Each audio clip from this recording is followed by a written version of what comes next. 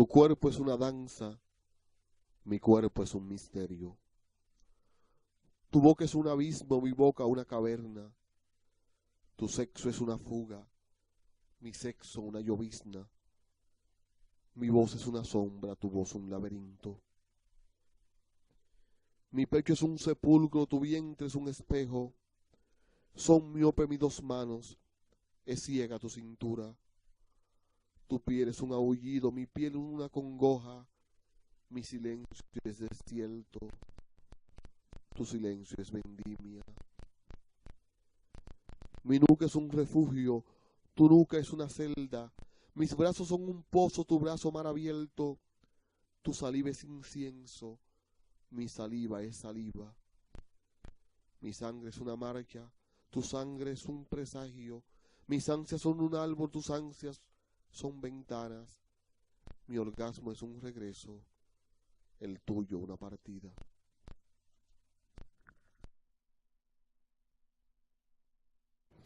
Cópula. Este poema de César Sánchez Vera, que roza un poco la irreverencia erótica que hemos compartido con ustedes, en realidad no caracteriza la obra de César Sánchez Vera, poeta, decimero, cuentista y escritor, profesor naturalmente de literatura fuera del país, en Estados Unidos, que ha producido ya una cantidad considerable de obras premiadas, laureadas y editadas, publicadas por importantes editoras. Y traducidas incluso. Con César Sánchez pues podríamos conversar sobre quizás algunos de los libros de él que tenemos aquí y sobre su literatura, que como insisto no siempre es tan erótica ni siempre es tan irreverente. César, bienvenido como siempre aquí a esta gala cultural que se honra con tu compañía. Gracias, Guillermo. Para mí es el orgullo. César, como tú eres tan versátil en la poesía, a veces abordas espacios como el erótico. Gracias, Yanela. Gracias, y Laura. con gran éxito. Gracias a Laura que nos invita. No, y Laura encontró ese poema en YouTube. Eso, plataforma increíble, inmensa. eso lo subió la emperatriz de la China, Lei BNG. Ella fue que subió sí, la emperatriz de China, sí. Con asiento aquí. Sí. Lo que ocurre es, Guillermo, que yo tengo una doble condición, y es que yo fui hasta el 2004 un escritor para la audiencia adulta. Sí. Entonces, del 2004 hacia acá, soy un escritor para la audiencia pequeña. De los pequeños. No es que deje de escribir para adultos, pero mi blanco de público, mi focus para escribir es la literatura para niños. En realidad, en ese sentido, es un tema mercadológico. Es decir, si una editora te pide, o si tú entiendes que ese es un mercado que de alguna manera tiene un nicho sobre el que tú puedes actuar, lo haces. No, yo lo hice por una convicción como escritor. O sea, a mí no se me acercó ninguna editora, sino que... No, además que eso no se da mucho tampoco, que se te acerque una editora. Uno lleva a la editora. Sí, generalmente es así. Sí. Pero a veces tú tienes un agente o alguien que busca por ti y puede conseguir que una editora te pida ciertas cosas. A mí me ha ocurrido, y perdonen la inmodestia, que me han pedido, ocupa ciertos temas para tu próximo libro. Por ejemplo, se me ha pedido que trabaje valores o que trabaje el no acoso en las escuelas, el bullying. Se me ha pedido que maneje ciertas informaciones que deben llegar a los niños. Pero generalmente yo tengo una obra individual sin presión de que la editora me diga, haga esto. ¿Tu obra es lúdica? Casi toda. Casi toda. Porque yo creo en el juego, creo en la escritura por placer, y no concibo la literatura para niños como una literatura formativa solamente, sino que yo no tengo por qué decirle al niño que se porte bien, ni que haga tal cosa, ni que se cepille los dientes, ni que se acueste No es temprano. un manual de consejos. No, eso es trabajo del papá, del tutor, de la tía. Mi trabajo es que él lea y que sea una mejor persona a través de la lectura, sí, que goce la lectura. Sí. Que yo no quiero hacer niños buenos, eso es la sociedad que debe crearlo, el padre que debe crearlo. Yo debo crear lectores críticos, es solamente eso. Y mi foco es que el niño encuentre en mis libros algo que no pueda encontrar en el internet, algo que no pueda encontrar en el teléfono inteligente, que el niño se sienta desafiado a leer un libro mío y no a buscarlo en Google. Algo diferente a Los Simpsons, por ejemplo. Sí. Que ahora resulta ser que es muy popular aquí entre los niños. Sí, además yo acabo de ver en un portal de literatura infantil una lista enorme de libros infantiles para el orgullo gay. Digo, wow, qué lejos estoy. Porque es un tema que en otra cultura está siendo controversial y polémico. En otra cultura está siendo manejado. Sí, Yo sí, todavía sí, no he llegado hasta ahí. Sí, pero yo tengo dos inquietudes. Suerte. La primera es tu mirada como ganador de premios infantiles, ¿no?, a lo que se está escribiendo para los niños caribeños en términos de literatura infantil. ¿Representa o pudiéramos hablar de una corriente caribeña en la literatura infantil? ¿En la nuestra? Sí, en la nuestra. Sí, estamos en eso. Y déjame decirte, Yanela y Ricardo y Guillermo, me siento hondamente satisfecho, orgullosísimo de la cantidad de dominicanos que está escribiendo literatura infantil, literatura para chicos. No sé si se han dado cuenta de la explosión de nuevos escritores o de escritores que escribían para otro género o para otras edades que están incursionando en la literatura infantil.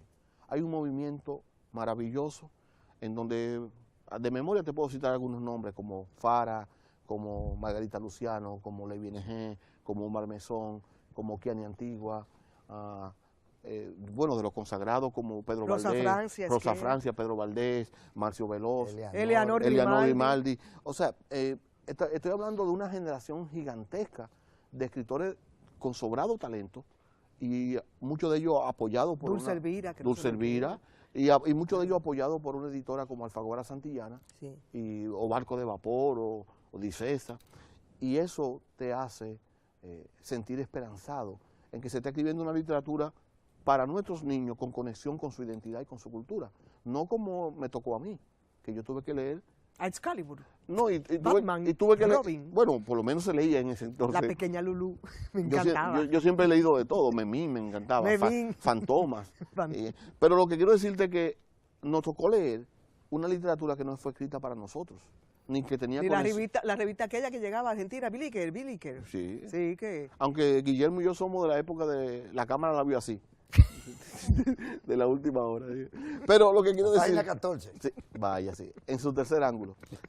Lo que quiero decirte es que nosotros no tuvimos una literatura que hubiese sido pensada, escrita para nosotros. Sí, Pedro el Bobo. Bueno, tú sabes que me gustaba mucho, un libro que vino de... Y algunos textos de don Virgilio Díaz Grullón también. Pero no era la mayoría. Ah, no, claro. Bueno, y Osvaldo C. Virgil, sí, recuerdo de él un libro maravilloso, Cartas a Gente Menuda, sí, escrita para una. Sí. A mí me lo regalaron por haber pasado de cuarto a quinto. Sí. José Martí. Ok, pero no era para dominicanos. No, en el caso de Martí, sí, con claro, la Edad de Oro, una revista cubana, que por demás tiene una literatura infantil. Muy buena, Caballo Verde, verso sencillo, grande, y ese tipo de cosas, pero Ismaelillo. Bueno, Guillén escribió para niños también. Pero y en Puerto Rico, Juan Bosch, en Puerto Rico llegaban producciones infantiles de pero producciones. Puerto Rico tenía una producción infantil caribeña y para puertorriqueños. Exactamente. Con el español puertorriqueño. Sí, con mucha identidad. Con los giros y arraigo, en las costumbres y tradiciones. ¿no? Así es. De la CRE, y no recuerdo el autor de un libro maravilloso que se llamaba Bajo un Palmar, donde estaba Juan Bobo, Pedro Animal, Catilán Galante Mué, La Lechera, y todos esos cuentos que hicieron en nuestra infancia. Pero don Marcio Veloz Magiolo, y perdóname, unos textos maravillosos también, donde aborda el taíno con Guanino, un personaje de una de sus obras. Pero volviendo a la idea a la pregunta original de Guillermo, no era la mayoría, eran casos aislados. Ahora hay una explosión de literatura infantil nuestra, con nuestra identidad, con nuestra temática, con nuestra visión de este siglo. Y visibilizada. Y escrita para nuestros muchachos. No, y visibilizada. Ahora yo te quiero hacer una pregunta a partir de tu experiencia docente en Estados Unidos y en la escuela norteamericana. ¿Leen los niños norteamericanos literatura infantil y hasta qué punto realmente los niños dominicanos consumen la literatura infantil que les llega. En mi experiencia, en donde yo enseño, el niño norteamericano o el niño que llegó y se asimiló norteamericano, puede ser de Camboya, de África, donde sea, lee mucho en inglés y lee mucho una literatura que está por encima de su nivel de edad. O sea, estoy diciendo Esto que es una consideración importante. estoy diciendo que hay niños que están leyendo libros gigantescos como Harry Potter o El Señor de los Anillos, es un libro que está superior en el nivel lingüístico y en el nivel de temas para su edad. Ahora, en el caso específico... ¿Y eso impacta negativamente? No lo impacta negativamente. ¿O le enriquece lo que también un lenguaje? Lo enriquece porque lo que tenemos que hacer es crear lectores, que lean. El trabajo del papá, el trabajo de la mamá o del maestro es guiar esa lectura. O, si se quiere, darle luces de enriquecer esa lectura. Yo lo que hago en el salón es que junto a lo que ellos están leyendo, trato de devolverle un poco de su identidad y darle a conocer libros que tengan conexión con ellos. Por ejemplo, si tengo niños dominicanos o niños puertorriqueños que están leyendo solamente en inglés, le digo, mira, pero también existe Pablo Neruda, también existe Pedro Mir, también existe Edgardo Rodríguez Juliá, también existe estos que están en tu cultura, y de acuerdo a sus edades, sugerirle temas, sugerirle libros, para que no detengan su proceso de lector. En esa aula multiétnica con la que tú te has enfrentado con niños, ¿no?, que vienen de ascendencias diferentes, ¿cómo tú manejas entonces el programa de estudio? El programa de estudio... Porque, por ejemplo, un niño camboyano, ya que lo mencionaste, Okay. ¿no?, de esa nacionalidad, de padres camboyanos, pero que nació en Estados Unidos, Okay. está en la escuela, se encuentra con un profesor caribeño Ajá. que le va a dar literatura. Toma en cuenta esos programas de estudio en esas aulas, ¿no?, multiétnicas. Mira, las clases de idioma... o es un programa Mira, la clase de idioma y la clase de igual para literatura todos. y la clase de arte tienen un pensum, tienen un estándar, tienen un currículum que hay que seguir.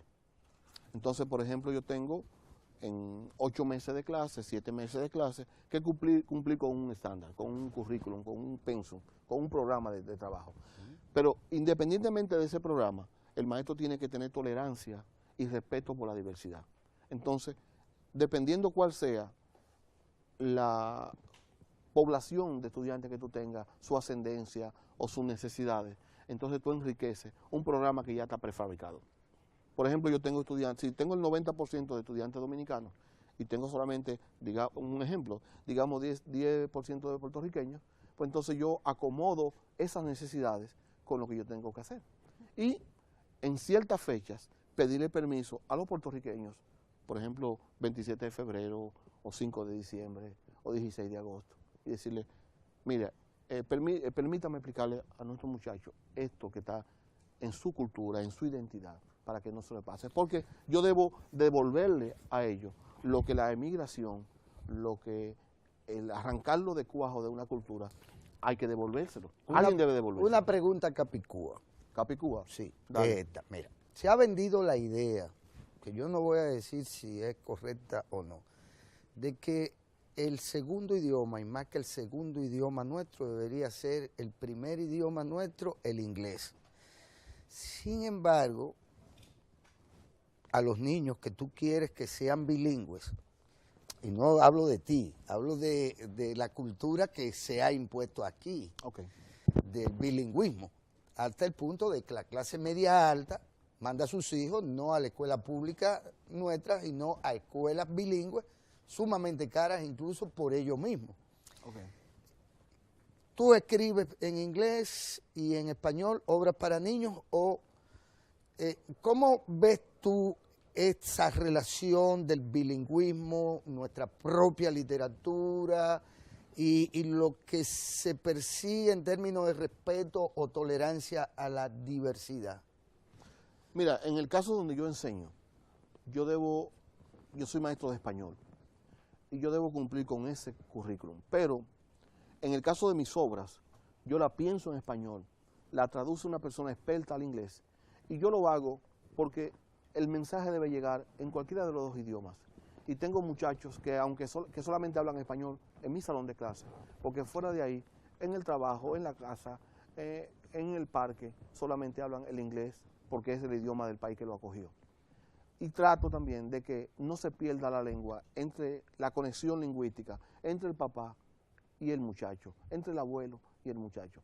Enseñar dos idiomas al mismo tiempo enriquece la vida cultural, incluso la vida académica de un estudiante. Deberían ser entonces publicados aquí, en español y en inglés. Yo aspiro a más, yo aspiro a que dentro de un tiempo se publique también en creol. En creol. Porque tenemos No en francés, sino en creol. en creol, porque el francés es la lengua del esclavista y la mayoría de Bueno, los... es la lengua de la Revolución Francesa, pero, digamos. pero déjame De explicarte. la ilustración. Y de los derechos humanos. Pero la mayoría de los haitianos con los que yo tengo contacto... El creol es un idioma. es un idioma, sí. Ah. Pero déjame explicarte. Yo acabo de No escribir... un dialecto. Bueno, es un dialecto, pero el dialecto es cuando no tiene ya una gramática, cuando no tiene Pero una... ese es el del norte o el del sur. O el del centro, que me dicen que es como diferente. El del centro. Pero déjame el explicarte. del Un dialecto es un... Pues él escribe para los del centro. Déjame explicarte. Un dialecto es como un hijo de un idioma, pero cuando ese dialecto ya tiene una población... tope, ya tiene una gramática y ya tienes escritores para esa lengua, entonces es un idioma también. Claro. Ya ascendió a un idioma. Y De categoría. De categoría. Yo creo que nosotros estamos en O desventaja. sea que ellos están alfabetizados en creol. Sí. Y además de eso, el haitiano normal, el haitiano común, habla el francés solamente en estamentos oficiales altos, digamos universidades o relaciones ya formales. Pero la lengua de la casa, la lengua en la que tú amas, la lengua en la que tú sueñas, es en el creol. En creol. Que es el criollo, El criollo. que está en otras islas del Caribe y que no se habla igual a como lo hablan Sí, los haitianos. Yo sé que queda poco tiempo. Yo vivo en Villa Pero por Juana. eso yo quería hablar de las Tú vives en décimas. Villa Yo vivo en Villa Juana. En Juana. Villa Juana hay una gran población de haitianos que rodea mi casa, que somos amigos. De hecho, acabo de escribir una narrativa sobre la migración haitiana que va a ser publicada. Y déjame explicarte, cuando yo hablo con ellos en el rudimentario francés que se me enseñó en la universidad, no entienden, porque ellos lo que entienden es en creol. Entonces yo tuve que alfabetizarme un poco en creol para poder hablar con Como ellos. tú no entiendes el inglés de muelle, supongo. Ese fue el primero que uno habló. Ajá, el Borojol, El de pero Juan- no en Villaguana. El del 1, 2, 3. El de One, Two, Three. Mira, 1, 2, 3. Y Tiki Mani. Sí, Y sí. Tiki Man. También. Mira, aunque escribe poesía y décima, dice uno de tus libros, desde joven, Eso hace mucho. sí, fue su experiencia en las aulas que lo llevó a escribir literatura para niños. Pero esta parte que me interesa. El desafío de escribir este tipo de literatura me ha dado el privilegio de volver a ser niño y de tener de nuevo el asombro de querer aprender. Ahí hay dos valores fundamentales, ¿no? Claro. Para tu literatura infantil, la Eh, de César Sánchez Veras. Es que si tú no te sientes niño, si tú no tienes el privilegio de volver a crecer hasta la infancia, no vas a tener conexión con los chicos. Yo le agradezco al Creador, le agradezco a Dios que 8 libros por Santillana y todavía tengo conexión con Esa es la ellos. historia de Benjamín, ¿qué? Button, Benjamín. Button. Ojalá y fuera así. Pero lo que quiero decirte es que tú no puedes escribir literatura para niños pensando que el niño es un tarado o que es un niño estúpido. No, tú tienes que escribir literatura para niños y para adultos, pensando en un lector inteligente. Muy inteligente. Y el niño es Que inteligente. hay una campaña Y el latinoamericana que Y dice... el niño es más exigente a la hora de leer. Pero eso no que el era así adulto. cuando Pedro era niño. No Lo era que quiero decirte es que inteligente, un adulto muchacho. te puede leer un libro por compromiso político, por compromiso de amistad, pero el niño no. Mira, Al hay niño una- tiene que gustarle el libro. César, hay una campaña argentina que Ujú. dice, no solamente te enseño el libro, enséñale un lector. Exacto. Y ahí te quería preguntar, pero me dijeron que no hay tiempo. Nuevas estrategias no para ganar lectores. Bueno, yo me voy el 20 ¿Cuáles son las nuevas yo- estrategias que César Sánchez yo me Vera voy el 27, podemos hacer podemos otra volver hacer? aquí, No, que claro. te quería plantear lo siguiente. Si no es que te sorprendo con una décima que termines el programa, un fragmento de una de tus décimas, que tú eres un decimero mucho antes de escribir literatura infantil, antes de incluso de ser poeta. Bueno, van a salir Pero dos, déjame presentarte como van a debe de salir ser. dos libros míos de décimas, ojalá y eso Sí. sea un... Entonces, se yo te voy presente a aquí. presentar, ¿no? Como Ok. corresponde con el protocolo. Adiós. Dice así, señoras y señores, hasta aquí cita cultural. Para nosotros es un gran honor terminar esta edición de Cita Cultural del Matutino Ojalá con una décima del poeta, escritor gran amigo de este programa y a quien nos unen grandes afectos. C. Sánchez Veras despide con una décima. Gracias, Dios. Cocha prechocha. Dice, besándote descubrí el destino de mi viaje, desnudo, sin equipaje, huyendo también de mí. Besándote fue que vi el camino de mis pasos y fui dejando pedazos de, mientras besaba tus soles y tus ocasos. Pero no me ponga nervioso. Gracias, yo espero volver, Yanela, espero volver, Guillermo. No, se está pierda. invitado. Gracias, está Laura, por la invitado. invitación. No, gracias, sí, gracias. Y Y gracias- no se pierda esta entrevista a las 12 del mediodía en Voces a los Cuatro Vientos, que celebra el 30 de este mes 10 años de transmisión ininterrumpida y que usted, don César, ha estado ahí. Gracias. Y nos ha hecho el honor. Gracias al equipo que tú tienes detrás. De 12 a un 1 de la paquete tarde gente por los muy 98.9 simpática. de Y Dominicana esperando FM. que no haya ninguna otra confusión, vamos a presentar el trío de oboe, Beethoven, interpretando variaciones del Don Juan de Mozart. ¡Feliz miércoles!